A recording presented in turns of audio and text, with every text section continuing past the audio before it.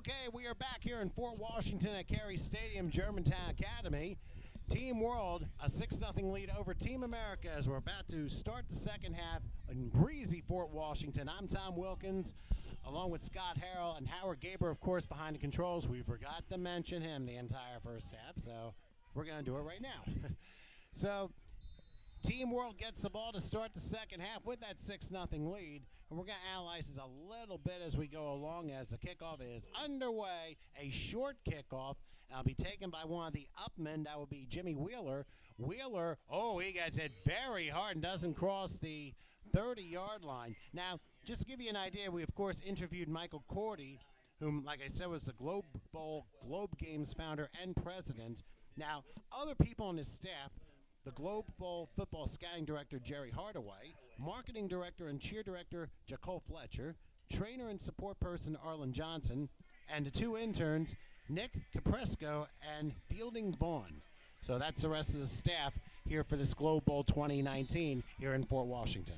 I'm going to tell you, during halftime, I heard Team America's coach. Well, I'm not going to say everything that he said, but he clearly was having words with the offense, and they are expecting to come out here and play a lot sharper and with more execution this half. Right now, their defense is trying not to bleed any more points away and get Team America back on the field so they can have a shot to at least tie, if not go ahead. All right, the ball will be spotted at the 28-yard line, so Team World set to go 1st and 10 at the 28-yard line. Looks like Marcus Parker is back at quarterback. He'll take the snap, and he's going to run to his right. He has some room if he wants it. Crossing the 30, he gets to another tackle and then steps out of bounds. We'll see where they spot the football. 35-yard line. It's a gain of 7. That's an excellent gain of 7. It looked like it wasn't going to be much, and then he turned on the jets as he turned the corner. Outstretched, outlasted everybody right to the sideline. That's an excellent pickup of 7 yards for the QB. Great to have a QB that has legs and arms. And functioning ones, too, let's not forget. So, by the way, folks, those of you checking us out here on the HSG Network and on the Globe Bowl page of Facebook, please, anyone watching, please like and share today's event. This game is being broadcast live on both pages, Globe Bowl and HSG Network. Here at second down and a near interception. Oh, that was a short pass intended for Samuel Diaz, and it came real close to being picked off there. Ends up, and I think right there was Jamie Lemus who nearly took that in. These Virginia guys are getting all the call time up here. Their names are being called left and right. Once again, Jamie Lemus out of Virginia University of Lynchburg. That was his moment. That was his moment. He almost had the pick, just half a step back, but still, even though he's disappointed he didn't pick it off, he still broke up the play, brings the world up to 3rd and 3. And it's also concept, too, because even if the play doesn't work, you're doing what you're supposed to, and you at least interfere within the passing pattern, and that's what defenders are supposed to do. And I'll tell you, the cornerbacks of the Team America have had a very nice game. 3rd and 3 now from the 35. Here's Parker throwing off the 10. This time it's intercepted, and this time it's going to be Joseph Andrews taking it inside the 20, down to the 15-yard line. So there's your turnover, folks. There it is for America. They've been waiting for it all game. Joseph Andrews, not only with the pick, but who did he run over? The quarterback trying to take him down. Now Team America is going to come up with 1st and 10 in the red zone. Let's see if they can convert it to a touchdown. And the first turnover committed by Team World outside of the turn the ball over on downs in their opening drive of the game. So almost a la Nick Foles, supposedly to Alshon Jeffrey, and intercepted at the end of that divisional playoff. That was almost a carbon copy of it. That almost was. And I'm going to tell you what, now the question is, can Team America punch it in? Because right now Team World has been riding that score from the defense. Both the offenses have not proven they can make it in. Team World has been closer than this and still not punched it in. I want to see if that speech by the coach at halftime gets them into the end zone. 1st and 10 at the World 15-yard line. Once again, Dion Thawit Fassar at quarterback in the pistol this time. He'll take the snap, and it looked like a lateral pass. It is caught, and it's going to be for a loss of maybe 3 yards to the 18-yard line. By the way, we want to let you know that we want to thank the following sponsors, not just us here at the HSG Network and GlobeGames.org. We also want to thank the Spiral Sports and Entertainment Network, East Preps Football, Widener University, Total Performance Bodywork, Spring Hill Suites by Marriott, and Valley Forge Sports. All very pertinent to our broadcast and this Globe Bowl 2019 today here in Fort Washington. So now, Team America setting back up after a 3-yard loss, 2nd and 13 from the 18-yard line as Thweet Fassar stands in a traditional shotgun this time. 4 receivers. He'll throw, and evidently the pass was tipped as he threw his arm forward, and it's incomplete. That ball was well defended right at the line. You know, they tell kids, even in Pop Warner, if you can't get to the quarterback, get your hands up. Get your hands up. They think the only thing they can do is sack. No, you can still be key to that play if you get your hands up, and that's exactly what we saw there. Once again, fundamental defense. Exactly right. You don't have to be in a club to actually do that. So 3rd and 13, again, Team America in the red zone, trying to convert off of an interception by Joseph Andrews, who's out of a John Marshall. Made a nice return there. 3rd and 13, Thweet Fassar in the shotgun, high snap, rolls right, throws, pass is caught, and just shy of the goal line. It's going to be a first down to 3-yard line. That's a big 3rd and 13 conversion. I think it was Thomas who had the catch. And I believe it was Diaz with the stop. Touchdown saving tackle, but that's still 1st and goal. I'm going to tell you, Team America is now on the roll, and they could get the momentum now for this second half if they can convert this to a touchdown. If they convert points off turnovers here, Team America certainly will have the momentum. So 1st and goal, they're going to spot the ball right outside the 3-yard line. Thweet Fassar, wait a minute, we're going to have a timeout? Yep, Team America calls their first timeout here in the 3rd quarter, so they're down to 2. They'll figure out what we're going to do. We know what we're going to do. We're going to take a break here. In the 3rd quarter, Globe Bowl 2019 with Team World up 6-0 over Team America.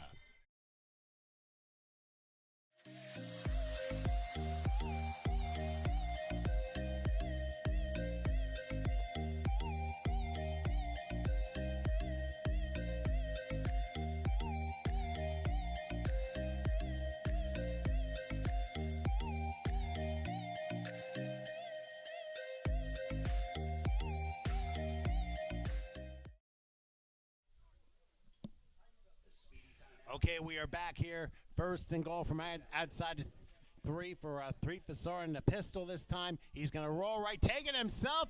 He's going to try and get to the end zone, and he will fall about 2 yards short. So a gain of about 1.5 yards.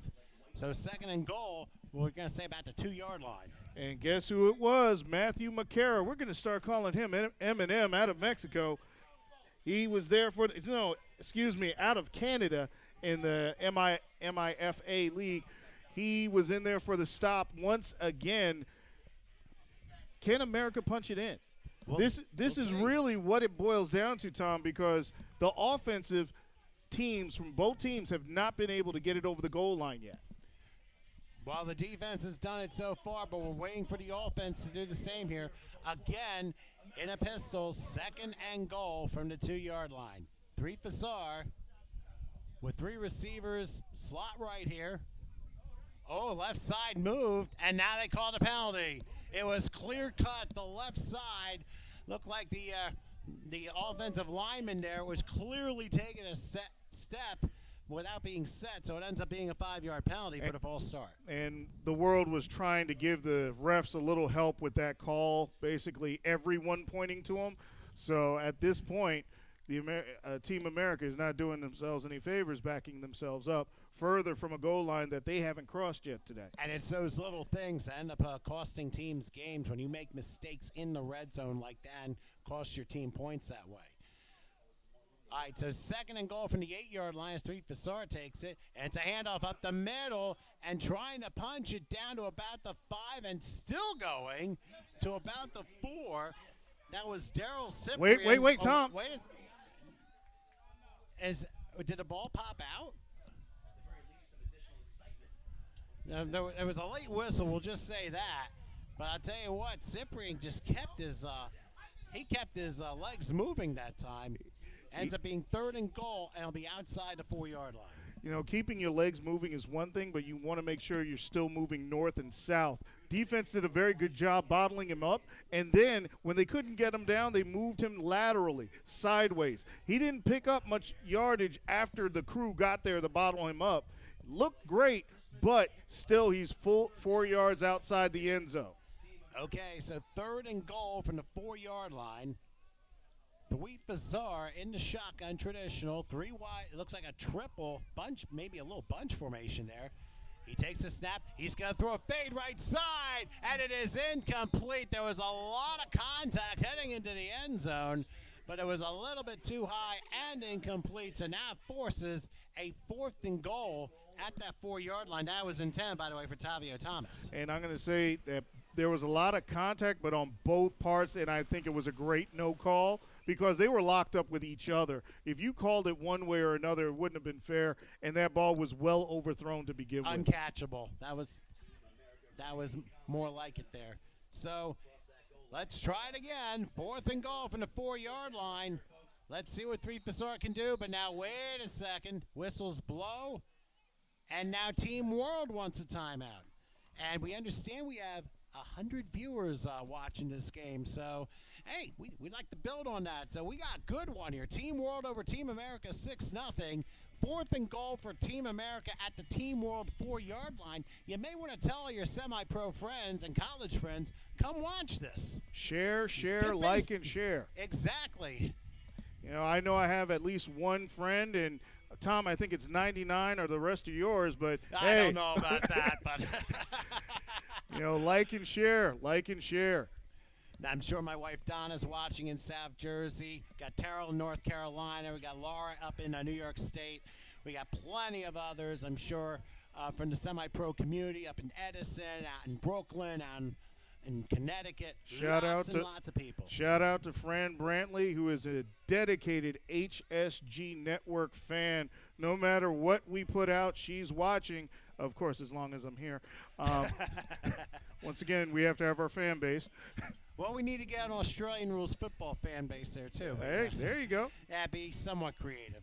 But anyway, if you just joined us, the only points of the game came in the second quarter when Teray Hackney returned a fumble for 81 yards for a touchdown. But can Team America get points on the board and tie this game?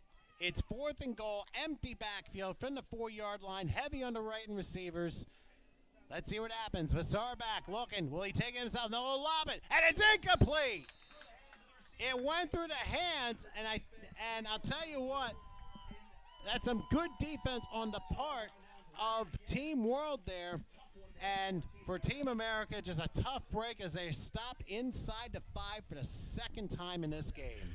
Tom, I'm going to tell you what, and I know this is counterintuitive, but this actually could be a great thing for Team America because while their offense has failed to execute and get them across the goal line, defensively, they now have the world offense backed up in their own end zone. And defensively, Team America has done a pretty good job this game. They could end up getting a safety, getting a turnover right there on the doorstep of the end zone. You're absolutely right because Team World, neither team has faced this backs against the wall situation. And we're going to see what Marcus Parker does. He's a pro free agent. He stands up and they go basically heavy left on first down. They're going to throw a slant. That pass is caught, and it's not going to be for much, if anything at all.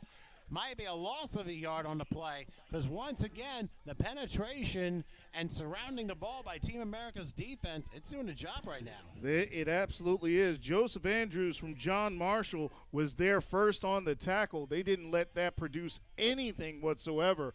So once again, Team America has Team World right where they want them, and this may be the time when Team America can actually score. You hate to say it, but now the scoring seems to be leaning on what can the defense do when the offense doesn't produce.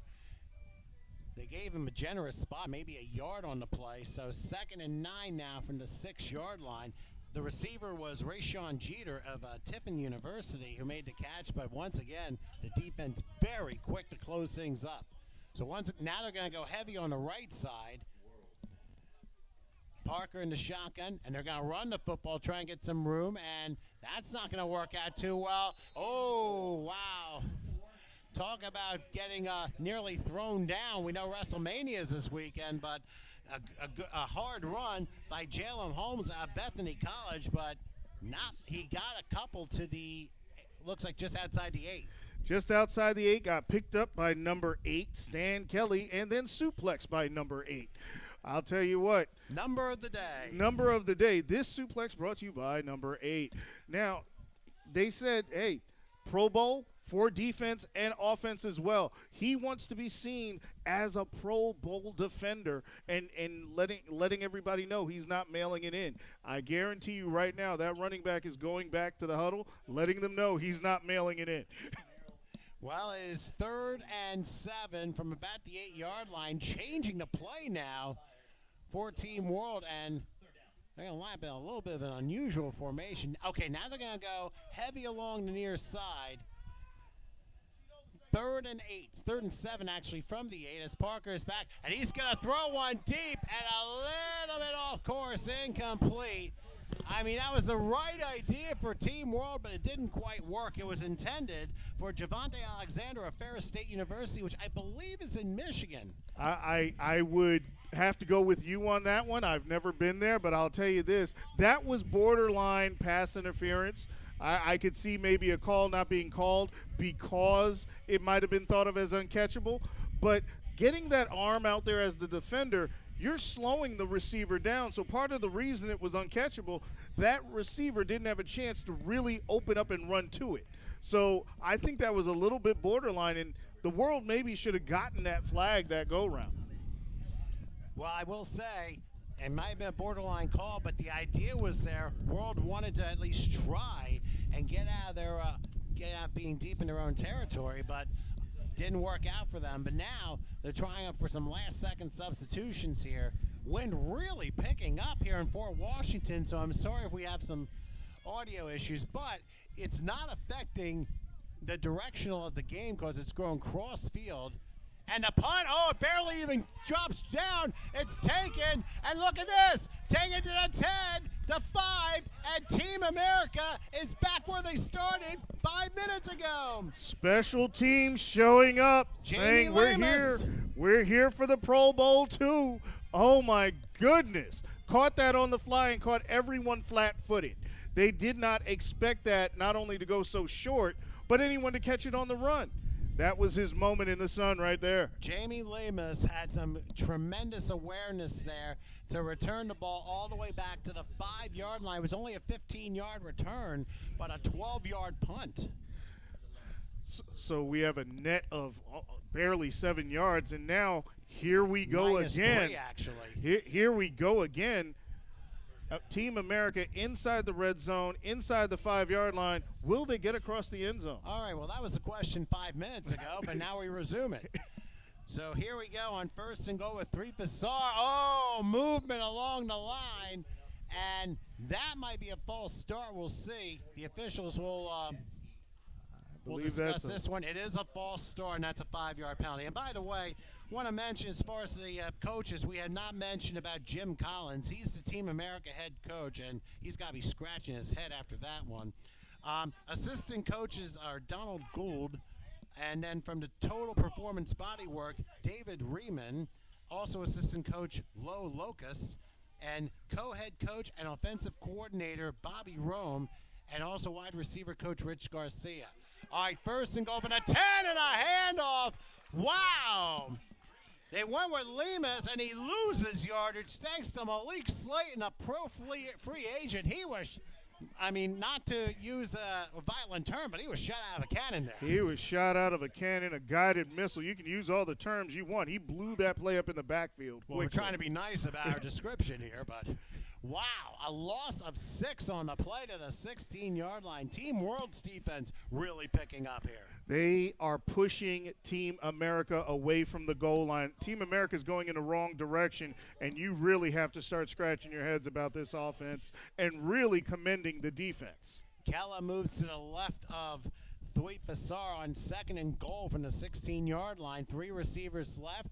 Back goes Fassar. He's going to throw it to Mel. It is caught! Welcome to the end zone! Baron Jackson Jr. of Cheney University brings it home and ties the game for Team America at 6 apiece. Excellent crossing route. Found the open window. Executed, and that's what we've been talking about, just executing right across the middle. That was the narrowest of windows that he had to make that play because he was under pressure from the right-hand side, but he absolutely executed it. Excellent job by Team America. They now have the momentum in the second half. And despite a couple of plays that sent them pretty much the wrong direction, it only took one play, almost reminiscent of Alabama winning the national championship over Georgia in overtime. They had a huge loss, and then they made up with a who would have thunk it 40-yard touchdown pass to end the game.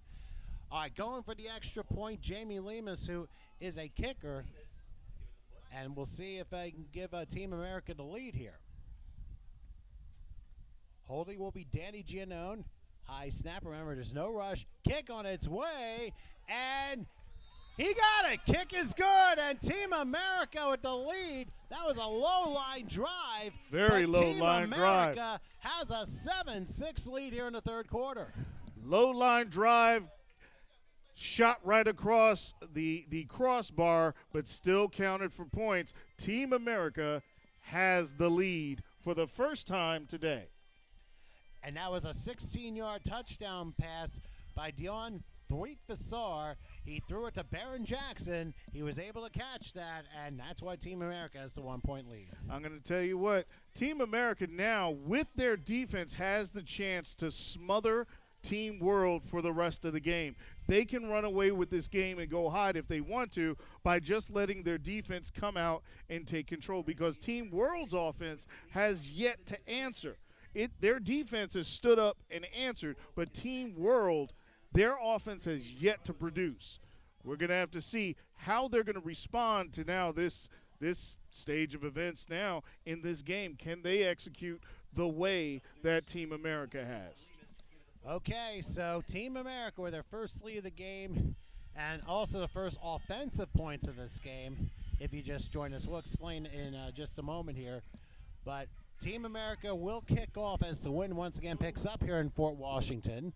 And it is taken at about the 25-yard line by Jimmy Wheeler. Wheeler's going to literally wheel around and get to maybe about the 30-yard line, and that's where they're going to spot it. Team World will start there. If you just joined us, folks, Team World got points on the board in the second quarter thanks to an 81-yard fumble recovery for a touchdown by Trey Hackney out of Bluefield College. Took it all the way, but the extra point was no good. And just moments ago, Dion Thweet Fassar throws a 16-yard touchdown pass to Baron Jackson Jr. out of Cheney University. Extra point taken by Jamie Lemus. That's why Team America has the 7-6 lead, and we've got a good one here in Germantown Academy. We're separated by 1 point. This is a Pro Bowl.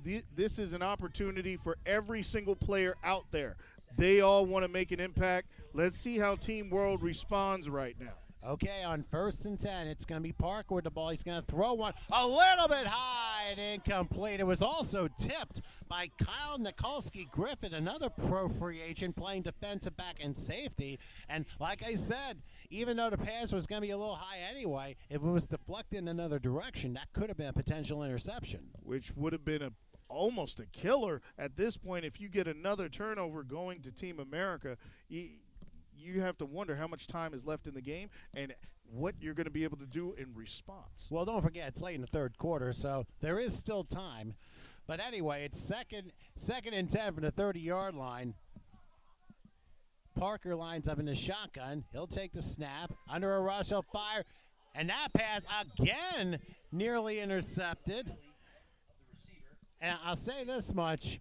it looks like Parker's been thrown to a lot of traffic, but let's also not forget the defensive line for Team America getting the push once again. They're getting the pressure in, but these passes, I don't want to say they're being telegraphed, but the defensive backs clearly are keying in to everywhere that ball is going. Half a step behind an interception every single time. They're there for the pass. Timing is everything, as they say. Right now, Team America's squad yelling for defense here. 3rd and 10. Back goes Parker. He's under a rush again. Let's see what he does. He's going to run at 35. He's not going to get the first down. He gets to the 37-yard line, but Joseph Andrews out of John Marshall was able to bring him down. And now an interesting decision for Team World. I'm guessing punt here late in the 3rd quarter, but then again, after the last one, you wonder. You have to wonder, and I'm thinking actually they may just go for it. But, you know, it seems their strength is invested with their defense, but now the defense has been beat. You got to get this offense clicking somehow. Okay, so it is 4th and 3. Ball spot from the 37-yard line. Now each team has used a timeout, so both teams with 2 left here. Taking a long time in the huddle. I just want to make mention, Tom, there's a man out there wearing jersey 100, not something you see every day in football. That's true. Rafael Farias Ruiz from Mexico's Lexpa League out of Mexico City.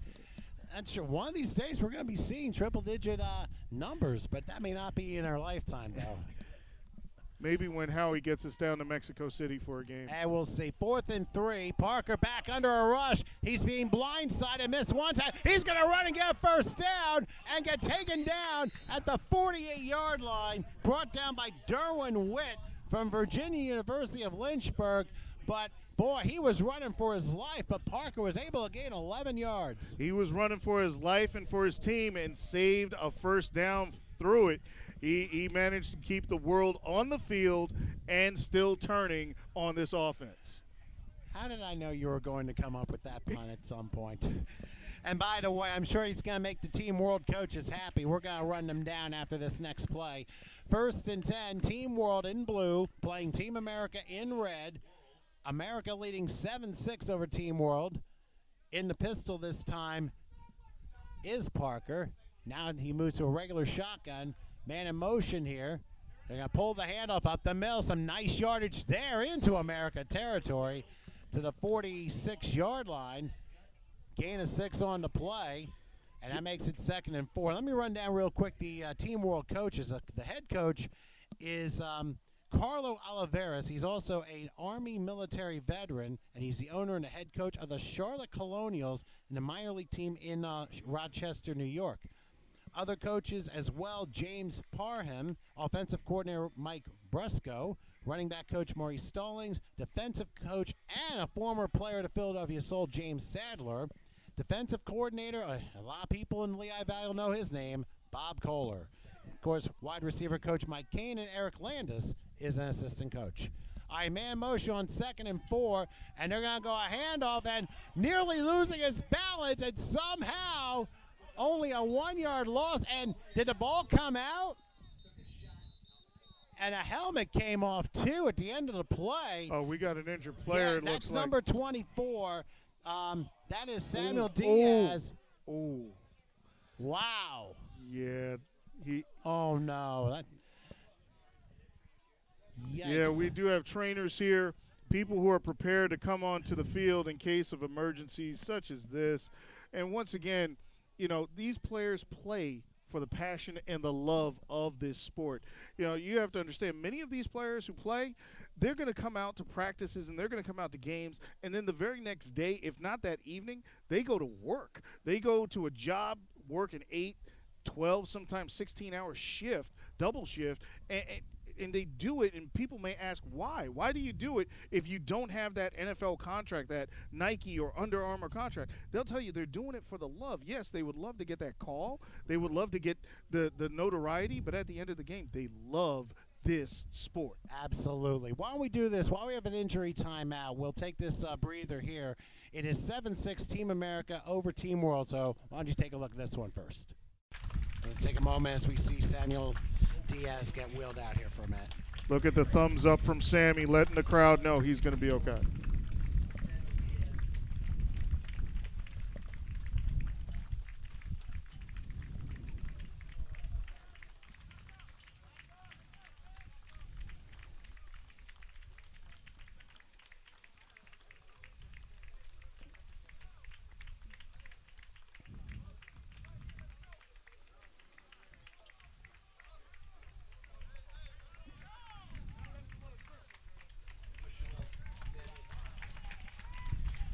Okay, that was Samuel Diaz being taken off, and we're hoping obviously for nothing but best wishes for him in regards to the situation. Now both teams are going to come together for, I guess, a brief prayer, a community prayer, obviously following what has happened. So we do apologize for the delay, but I've seen this a number of times in these broadcasts. So I guess handling him with class and respect, and most importantly dignity when situations like this happens, because remember, we're all human, and you got to remember, regardless of football, regardless of walk of life, all the things that you hear on the news that get shoved down your throat and in your mind, it's up to you to kind of block that off. And remember, we only have each other, so why not take care of one another? And this is exactly the case here in such a situation when it comes to football. It should also be for real life as well. You're absolutely right, Tom.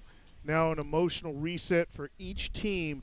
They have to now go back to that mental place of where they were competitors after coming together as community, which I believe both teams are going to do because they're professionals. But now you have to see how Team World responds to this. Sammy was doing an excellent job moving the ball for him. One of their great receivers, also defensive back. He was a Swiss Army knife. Now who do you give the ball to? By the way, Scott, because of the long delay, they've officially gone to three-quarter time. So the three-quarter time score is Team America 7 and Team World 6. So we will be starting the final quarter in just a moment. So like I said, we do apologize for the delay, but as they say, sometimes in this sport, these things do happen. They do. It's an unfortunate side of the sport, but it is also the real side of the sport. You know, you can get hurt just stepping out of bed in the morning, and at my age, I know how real that is. But you know what? It's good to know that your brothers, regardless what jersey they're wearing, they're there for you. Some days when I get out of bed and hurt my back, I wish somebody was there for me. Well, think about this, Scott. As long as you get out of bed. This is true. This is true. Sometimes I'm acting like a little bit of a realist, or just sounding almost like Steve Harvey a little bit. I don't know why, but anyway, let's get back to the game. Starting the final quarter.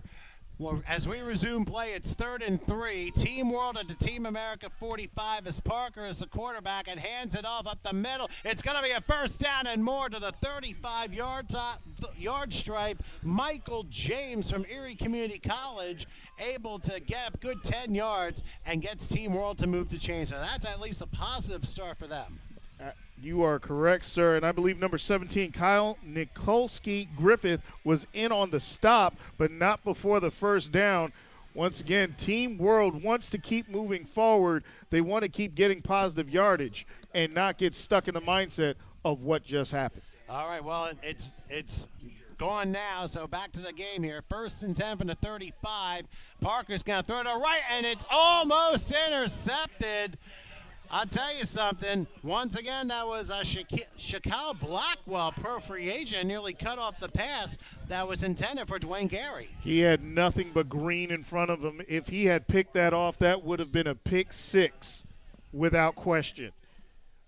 And there he's giving some push-ups. Punishment push-ups. Punishment push-ups. He was close to that pick six right there. Well, you got to keep yourself moving, especially when you got another almost 15 minutes left to play. So 2nd and 10 from the 35-yard line. Parker again quarterback, and they evenly divide the receivers. Back to the left. Parker back, has time, throws on the middle, and a nice catch inside the 25 to the 24-yard line. Javante Alexander from Ferris State University in Michigan, able to gain a good 11 on the play, and another first down for Team World. Number 17, Kyle Nikolsky Griffith, in on the stop as well once again, but not before the first down. World is on the move, and they are still keeping possession, getting the first downs, getting close to the red zone and the end zone. Okay, here's Parker on 1st and 10. He's going to roll to his left. He's being chased. He might run. No, he's going to throw. Pass is tapped and incomplete. I mean, that was up in the air, and two defenders for Team America nearly came down with it, but it's incomplete, intended for Rashawn Jeter. He's a tall guy, but he just couldn't come up with it. He couldn't come up with it, but he did the right thing there. It looks like when he tipped it up, he batted it back down when he couldn't get it. If you can't get it, don't let anybody else get it, because a tip drill is a DB's dream.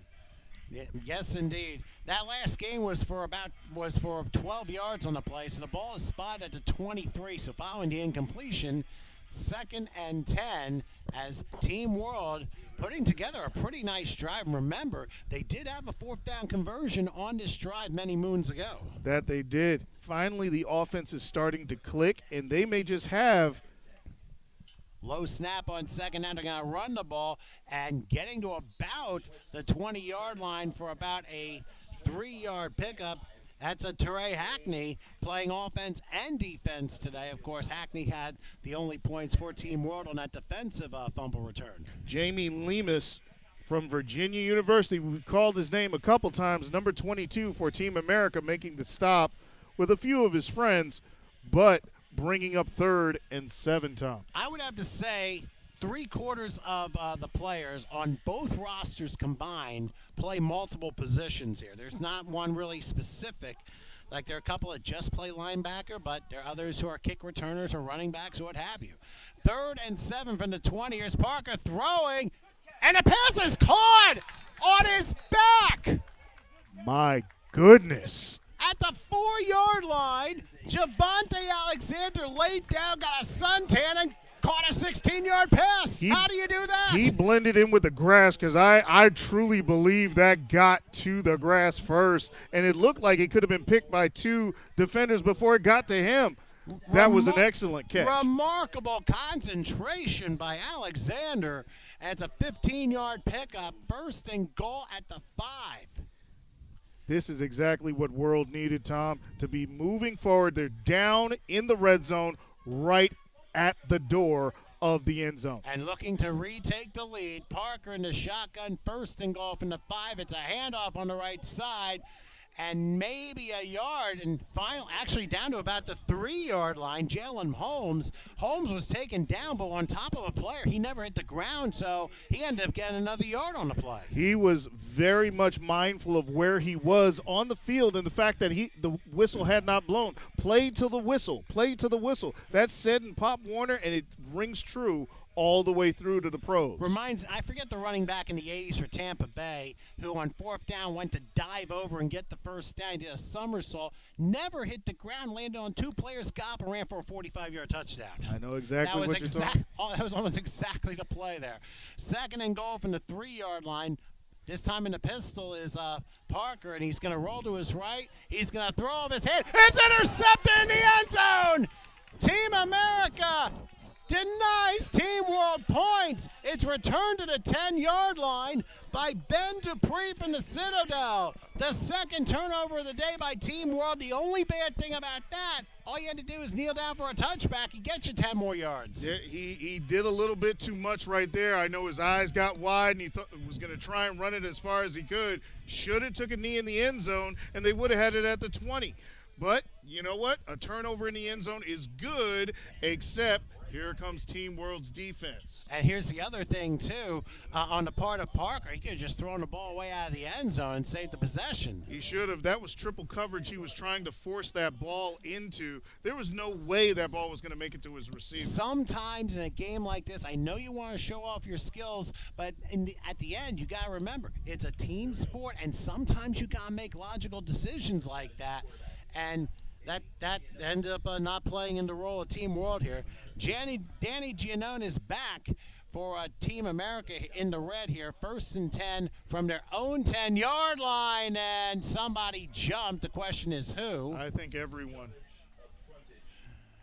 And it's going to be a false start against Team America, so now they're really deep in their own territory to 5 on a 1st and 15. Well, you know what a safety could do? A safety will give Team World the lead, so even though they would like the turnover and the stop on downs, defensively, the defense could take control once again and give the team the lead themselves. Okay, so 1st and 15, Team America following the turnover and the Ben Dupree interception at their own 5-yard line. So Giannone has to be careful here. He's lined up in the pistol.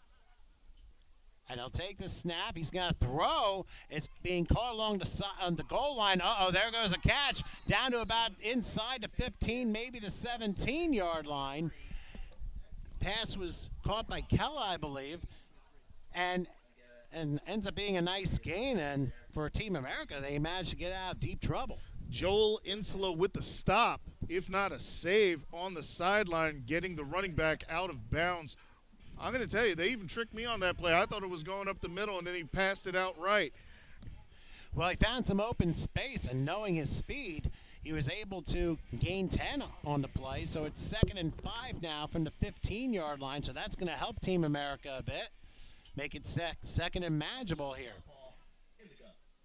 4 receivers. They go heavy left, triple on the near side. Play fake. Giannone back. He's under a rush. And he throws. And it's incomplete. He threw as he was going down. It ends up being incomplete. And Rodney Dukes out of Hester College, he nearly got the sack there. Nearly got it, but just half a step off. And that's the difference between doing too much and doing just enough with the ball. He knew throw it out of bounds, you're saving yourself from loss of yardage, as opposed to trying to still throw it downfield and creating a turnover. And he got the ball out at the last possible millisecond. I mean, maybe another 2 milliseconds more, and it ends up being a sack. But as far as Team America is concerned, they have 3rd and 5 from their own 15-yard line. This is a very key play in this game now here in the final quarter, especially for Team World's defense. Giannone will line up in a pistol again. Running back behind him. Takes the snap. Here's a handoff right side. Trying to get around the corner. Will and get a first down at about the 23-yard line. So that was Joe Ferguson from the University of San Diego who was able to get around, and he ends up getting nearly 10 yards and moves the chains. That's a big first down for Team America. That it is, and guess who was there for the stop? Matthew McCara, once again, Canada MIFA, making the stop, but not before that first down. This is not only going to help Team America continue to move forward, but more importantly, the clock is their friend. Every second that ticks off is a plus for Team America right now. And it's just a reminder, time is being kept on the field, so we'll let you know when it gets close here. 1st and 10 now from the 25-yard line. Is Giannone again, the pistol, takes a higher snap. He's going to throw, and it's going to be caught along the far sideline, and stepping out of bounds is Troy Sullivan, a pro free agent, and he's able to get some short yards on the play. Joel Insolo on the stop. Again. Once again, these Virginia State University guys are getting in on every play that they can. The defense is making a great showing for, hopefully someone to notice them. But right now, Team World is looking for more than just that. They want to stop this drive and give their offense another chance or get a turnover and get it into the end zone themselves. 2nd and 6 from the 29-yard line. That was a gain of 4 on the play. And let's see what Giannone decides to do here. They're going to bunch things a little bit. Try not to expand the formation very much. Alone in the shotgun. He'll take the snap. Looking. He's going to lob it. And it's incomplete. And a flag down late. Joe Ferguson, the intended receiver, but he might have been shielded by Malik Slayton. And we'll see what they decide, what the officials decide here. There was a lot of contact. We've seen some contact on some of these pass plays before, but you know what? When you turn the receiver, that's going to get called every time. And that also could be a defensive hold. We're going to see what the officials decide on this one. But critical call, and it is defensive holding on Team World, so that resets the down markers, and it's a 5-yard penalty. There you go. And as officials say by NFL script, prior to the pass. Prior to the pass. So, and even though the call might have been a little bit late, the bottom line is there was definitely contact, but it goes against Team World. It's a 5-yard penalty, and it looks like Team America will have 1st and 10 at the 34-yard line. Well, they should be thankful that it's only a 5-yard penalty as opposed to a full pass interference, which is a spot foul, and they would have garnered a lot more yardage there. At least 20 yards right there, but still. Well, actually, they're going to make it a 10-yard penalty. So 1st and 10 from the 39-yard line. Oh, okay, so I guess maybe it was a college rule there. All right, 1st and 10 from the 39.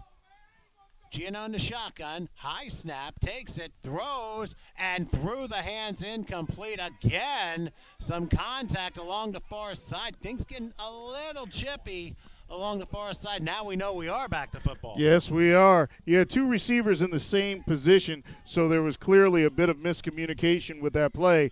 Both of them, well, they both have a shot for the ball, and neither one of them got it.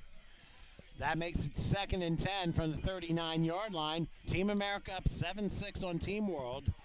Here in the final quarter, here in Fort Washington. A very entertaining game, beautiful weather, breezy, but a nice crowd here on hand, and they're enjoying a good one here. Let's see what Giannone decides to do here.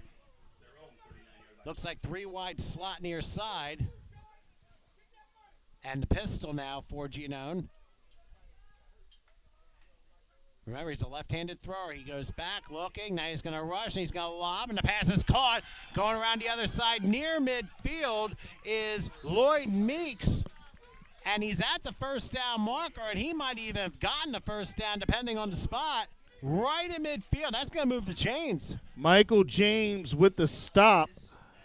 Number 2 out of Erie Community College, but that's going to be a first down for Team America. This doesn't bode well for Team World. They really got to start locking down on defense the way they were in the first half. The nose of the ball just about touching the midfield stripe. 1st and 10, just a little shy of midfield. And again, Giannone lining up in the pistol this time. 3 wide slot right with a back right behind Giannone. He'll wait for the snap. He'll take it. Goes back. Calls his own number. He's going to run it. And he gets slowed up. Loses the football at the 47-yard line. Did Team World get it? Yes, they did. And this it's a is turnover. This is exactly what Team World has been waiting for, Tom. And they got it. My goodness. I didn't see which number was on the turnover right there, but there was just such a rush of blue that came up at the quarterback. And then everybody there, it looked like the entire sideline of the world just descended on that ball. It's almost like an interplanetary statement there, but that was Malik Slayton who made the recovery, I'll tell you. And I think also the fact that Giannone was running and wasn't really being too careful with how he handled the football, the fact that it popped out, I mean, that's a huge play. And now Team World down a point in the waning stages of this game, looking to try and do something here, and they're going to start from their own 47-yard line. That is a huge play considering they came very close, but a turnover in the end zone did them in. But now they got a new lease on life here. So here we go on 1st and 10. New quarterback. There's a handoff up the middle and crossing to the 49-yard line of Team America for a 4-yard gain. I believe that was Jimmy Wheeler from the University of Charleston who got that. And number 47, Lyle Buckner, pro free agent with the stop, grabbing him by the ankles, not letting him go another further. That's going to bring up 2nd and I believe 6 or 7. A long 6, Tom. And Tanner Colucci is back in at quarterback for Team World, giving Parker a little bit of a break. And this is Colucci's time to shine here. You're down 1. You're in the final quarter. And now you're sitting in a pistol situation, a try-back as well, and they're going to run it again on 2nd down. Some more room and maybe another 3 yards. Once again, that was Jimmy Wheeler. And Lyle Buckner was the one on the stop. Not only Buckner, but I also saw Jamie Lemus there as well, also making the stop. This is the This is the drive that was working well for them before for Team World, starting out with 3 and 4 yard run plays, and then they have a manageable 3rd down. They just have to convert it, but they have now more options, pass or run. Now, one other thing, Scott, I don't know if we had mentioned this earlier when we had that delay. We ran down the entire roster. I'm not sure if either of us mentioned on Team America Corey Miller on the offensive line. No, I did not. Okay. So Corey Miller, number 70.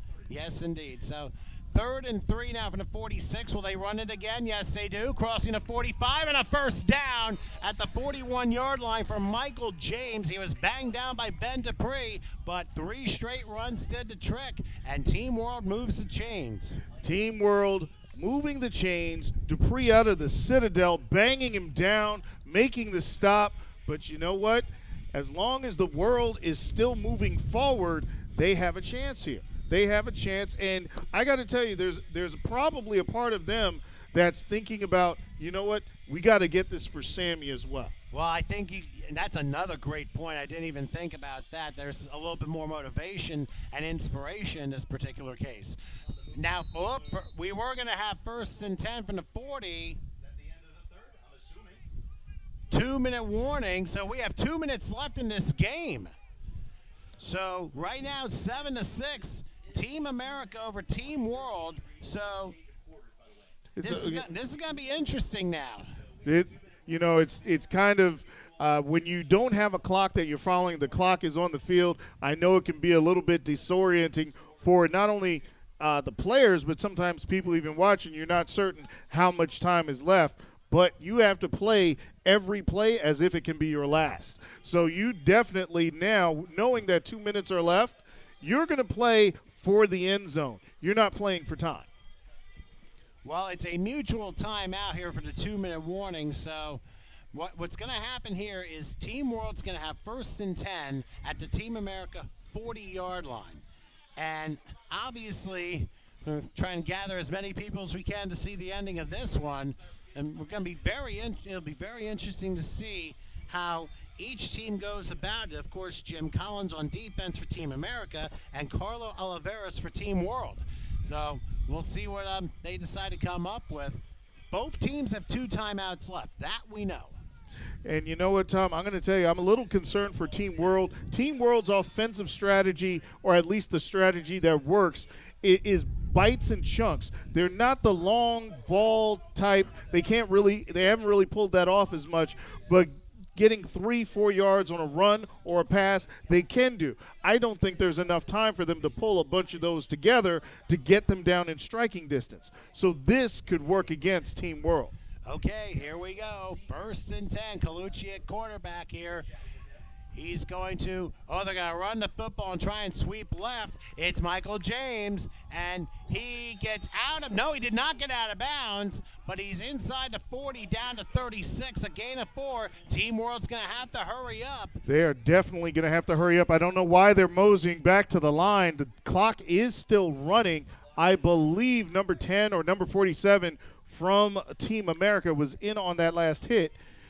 They're huddling up. I don't understand. Well, my guess is they're going to use the clock. I would suspect they've run 4 straight plays. You kind of have a feeling they're going to have to throw one at some point. Yeah, but the more time you use, the sooner you have to do that. All right, here we go. 2nd and 7 from the 37. Oh, a low snap! It got by everybody, and it's going to be taken down in their own territory at the 45. A disturbing turn of events. An 18-yard loss all the way back on a blown snap. Nobody caught it. Team World will use a timeout. They have to use a timeout, and now they're going to have to go long. They're going to have to go long right now. That changes everything from a field perspective. The ball is going to be spotted at, I guess they got a pretty good spot, the 48-yard line. Now, I just want to say one more thing. Of course, the 2019 Globe Bowl be presented on a part of the HSG Network and globalgames.org. Of course, we want to also thank the other sponsors that have been with us for this game: Spiral Sports and Entertainment Network, East Preps Football, Widener University, Total Performance Bodywork, Spring Hill Suites by Marriott, and Valley Forge Sports. And a special thanks to our friends at Germantown Academy here in Fort Washington for the use of this stadium. This has been a very entertaining game. Yes, it has been. Beautiful facility and a beautiful day for it as well. I'll tell you what, with this open-air press box, I'm very thankful for blue skies and a light breeze. If we were here yesterday, we might have had ourselves a time of it with the rain and the wind. Okay, so here we go. 3rd and very long. 3rd and 22. Team World at their own 48-yard line following a snap that went by everybody. They can't afford to let that happen again. Taking his snap is Colucci. Looking, rolling right. He has some room if he wants to run. He's going to try it. Crossing midfield, and he gets out of bounds at about the 42-yard line. He got 10, but now this sets up 4th and 12 from Team America's 42-yard line. You have one timeout. What do? Obviously, you had to go for it. You have to go for it, but you don't have to go for the end zone. That's the good news. You can draw up a route that will bring you to the sideline 12, 13 yards out, catch it, step out, and still keep marching closer for a closer strike. This isn't Hail Mary territory yet. Yeah, well, the line of gain is the 30-yard line, so it got half of it on one play. Now they got to get the other half. They can get it, and I believe a nice route to the sideline will get them that. I don't believe they're going to pick that one up with their legs. They'll run the risk of not only not getting out of bounds, but possibly being short. Here we go. 4th down, low snap again, and it's not going to work as Team World ends up not being able to come through on the snap. Colucci basically was falling down as he tried to pick up the ball, ends up losing 3 yards. Team World turns the ball over on downs, and that shining moment ends up backfiring as Team America looks like they're going to squeak away with this one. Jamie Lemus in on the stop, the sack, and basically the stop of Team World trying to turn this game around for themselves. But you know what? It's still, if you think about it, a very valiant effort. Like I said, may not have been very many points scored, but playing for the love of the game is one of the biggest things here. Now, it looks like Team America's lining up in victory formation because they know that Team America only has one timeout, and then they can run the other 2 downs out with knees.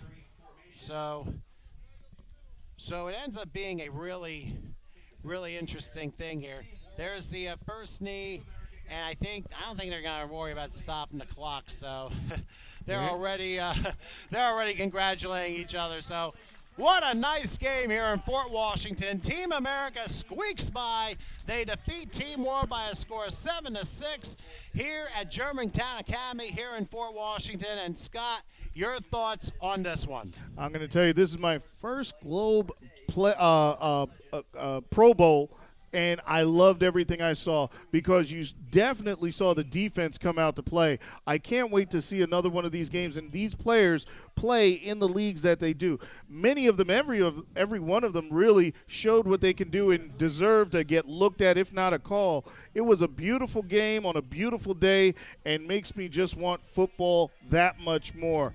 Well played by both teams. Well, if you stay tuned with the HSG Network, you will get that in the coming months ahead. That is for sure. So, looks like we're going to go ahead and wrap this up here from Fort Washington. This has been a very nice day here. And, of course, you can check us out here. If you want more information on the Globe Bowl and other things they do, go to globegames.org.